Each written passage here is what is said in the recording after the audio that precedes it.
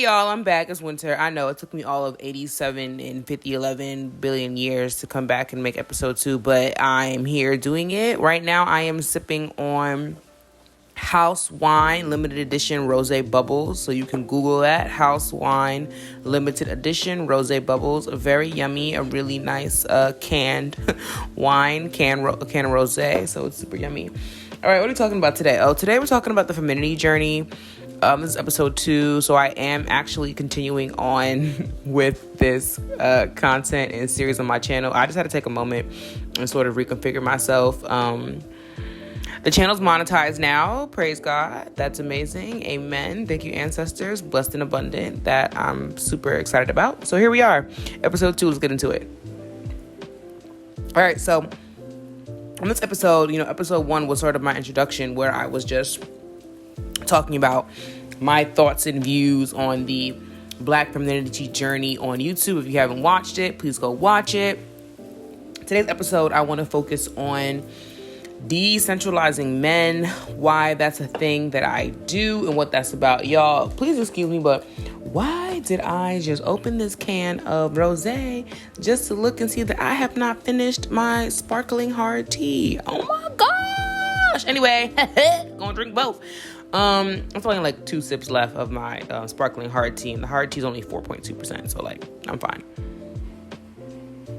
Yeah, so let's talk about decentralizing men, and let's also talk a little bit more about hypergamy.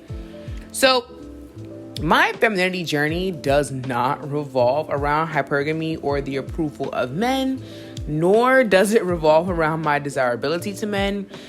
If it hasn't been made clear, by the first video of this series, I am, I guess you could say, somewhat of an outlier in this growing femininity movement that has started here on YouTube, in specific to Black women. So I'm talking about the Black woman, femininity journey. Not just the femininity journey, not just the level up journey. There is a specific niche of creators who are speaking primarily to Black women, and then to go even deeper into it or to get more specific, there is a group of creators as well who are speaking specifically to dark-skinned Black women. YouTube, it's all about niches. You got to find what's that little notch that makes you a little different from other people creating content similar to yours. So I just mentioned a new word for me, and that was hypergamy. So what does that mean? Let's define this word. Hypergamy is defined as the action of marrying a person of a superior caste or class. So it's clear that this word was created to centralize marriage and ownership. I wouldn't say it centralizes men, but it does centralize marriage and ownership because it speaks to the action of marrying a person, not just being in a relationship with the person, but literally marrying this person. And so I want us not to step away from our hypergamous desires, right? I want us not to step away from our hypergamous desires, but to redefine them as we see fit, right? The word itself means what it means, period. There's nothing that's what the word means. Unless we rally together to change the definition, that's what the word means. But you can operate differently in using this language. So I didn't really start my feminine journey to attract an affluent husband and be a housewife, because my desire isn't to be a housewife. And I began my journey truthfully to center and ground myself in my femininity and what makes me happy. Hypergamy isn't wrong, and I'm not against it. And I believe women, men, and all people who wish to practice it do so, but out of their own desires and not the pressure to live up to some Pinterest or Tumblr fantasy. And now I mentioned that I started my feminine journey as a means to center and ground myself in my femininity. And that's because as a Black woman, specifically as a dark-skinned Black woman, I feel so often that my femininity, my womanhood does not come first. And when I attempt to make it come first, I'm almost shamed for it. And there's a ton of quotables about Black women being disrespected and being the most disrespected. And there's even more quotables that are in specific to dark-skinned women in our treatment. And just speaking in general, as a Black woman who lives in America, I am not perceived as a woman first by people outside of myself. I'm perceived as a Black body first. I often feel that there are Black men and then there are Black bodies in the way that Blackness operates in America, in North America specifically. And what I mean by that is, and this is a separate conversation that I'll have, but I just want to just put this thought in here as I'm having it. Being a Black person who is not a man, being a Black person who is not a cisgendered man, being a Black person who is not outwardly perceived to be a cisgendered man means that you are just another Black body. And so anything outside of your Blackness, in my belief, comes secondary to those who are perceiving you, not to yourself, because to myself, my womanhood is not to come after my Blackness. It is to walk right alongside it. And at times it is to be put before it. Yes, it is. It absolutely is. Yes, it is. And I feel no ways saying that. So most of the Level Up or Feminine Journey channels, Femininity Journey channels that I've watched have been very focused on men in hypergamy. My channel won't be doing that. We're focusing on ourselves and attracting what it is we want.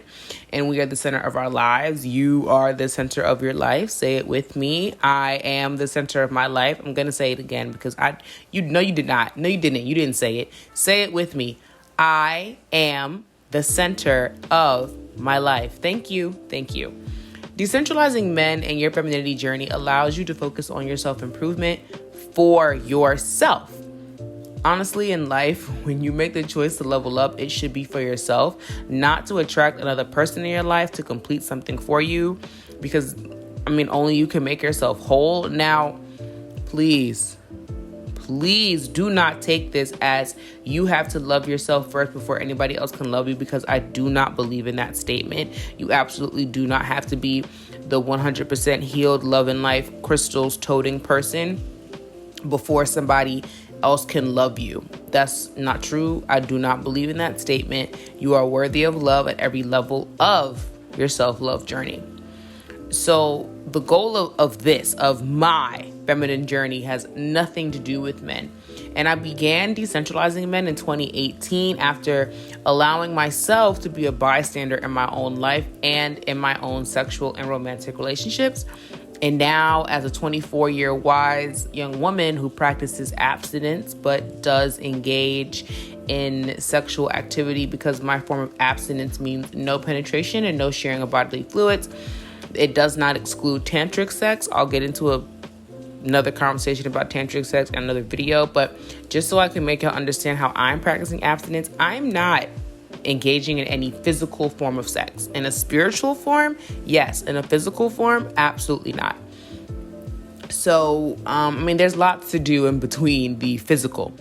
But yeah, I've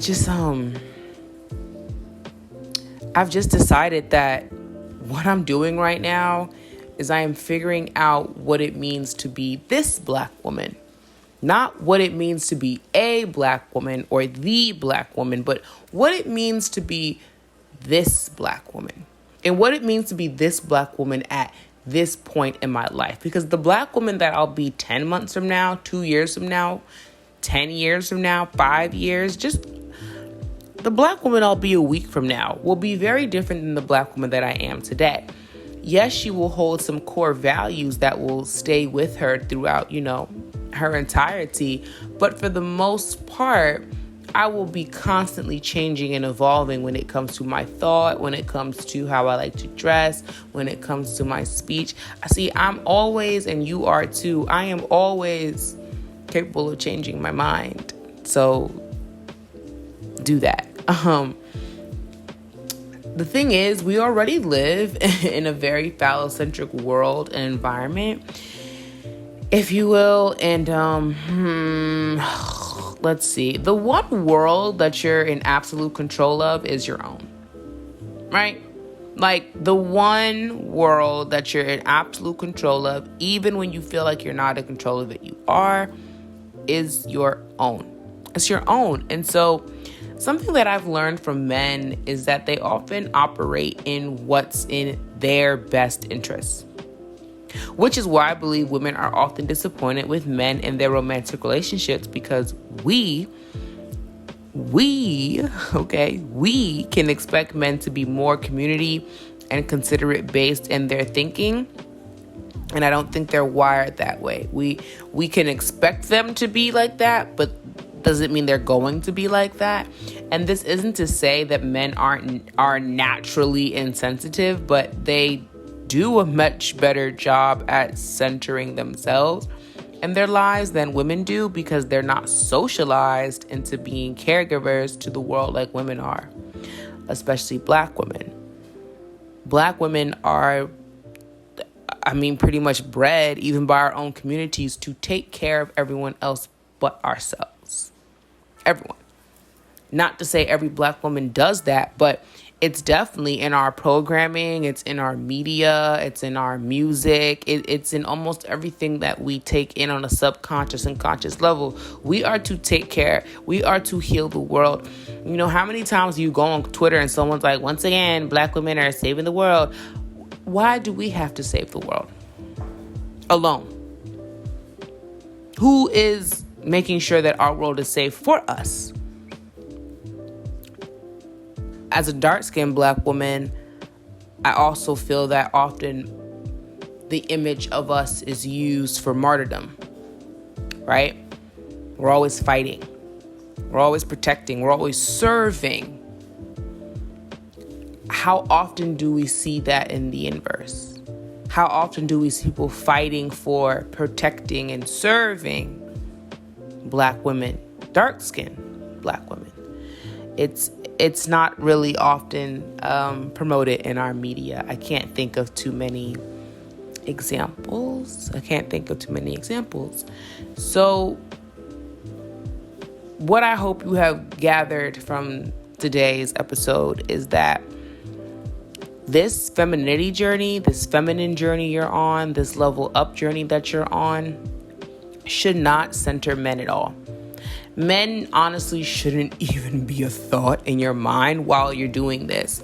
Of course, we all desire, not all, but I'm speaking for those of you that are listening. I am assuming that most people listening to this desire similar or the same as myself. So, of course, many of us are desiring partnership. We're desiring marriage. We're desiring however partnership and marriage looks for us.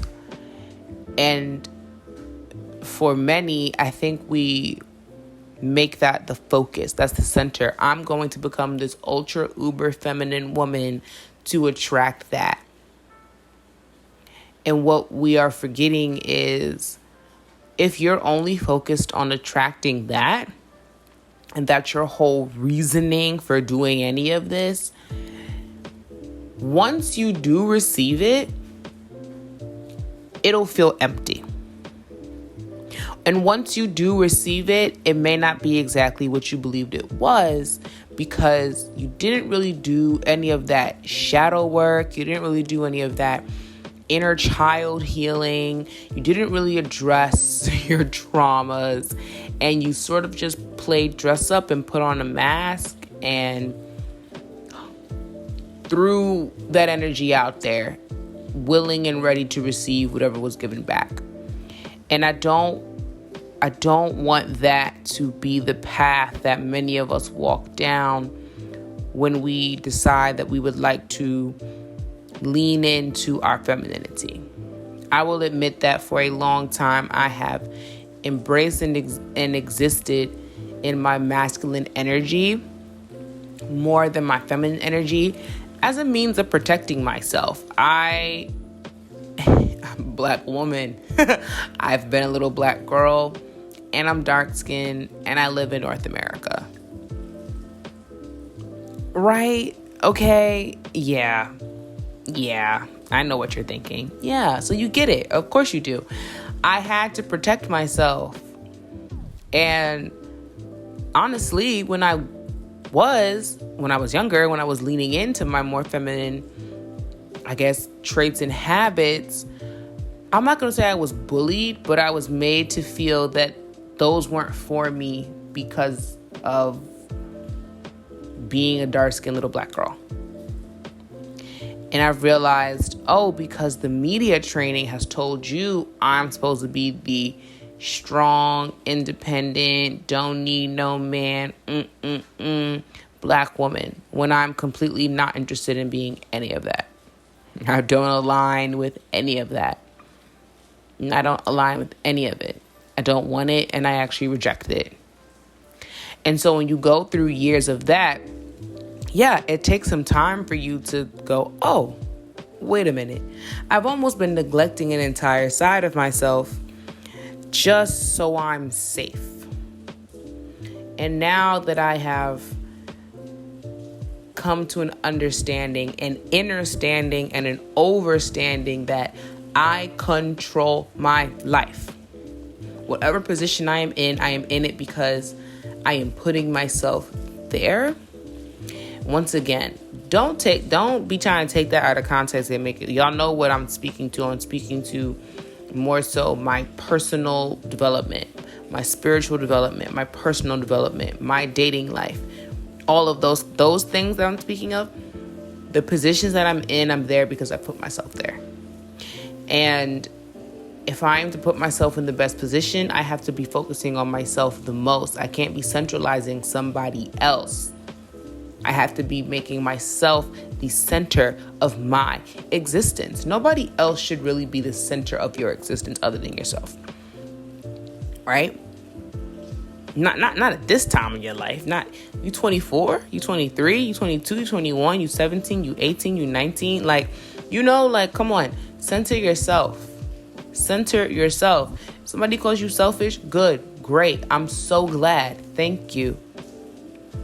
Thank you. I am so grateful that my fierce protectiveness over myself and my well-being is so obvious to you. Thank you. I take that as a high honor and a compliment. I appreciate it. Thank you. I am glad that you are realizing this because it means that you now understand how serious I take protecting myself. Yes, I am selfish. That's how you turn things on people, right? That's how you flip the narrative. That's how you change the narrative. Word to Omarion. That's how you change the narrative. Control your narrative, change it when you need to, and lead your life. Lead, L-E-A-D, lead your life. Okay, this is episode 2. My name is Winter. Thank you for listening, y'all. I'll be back, soon.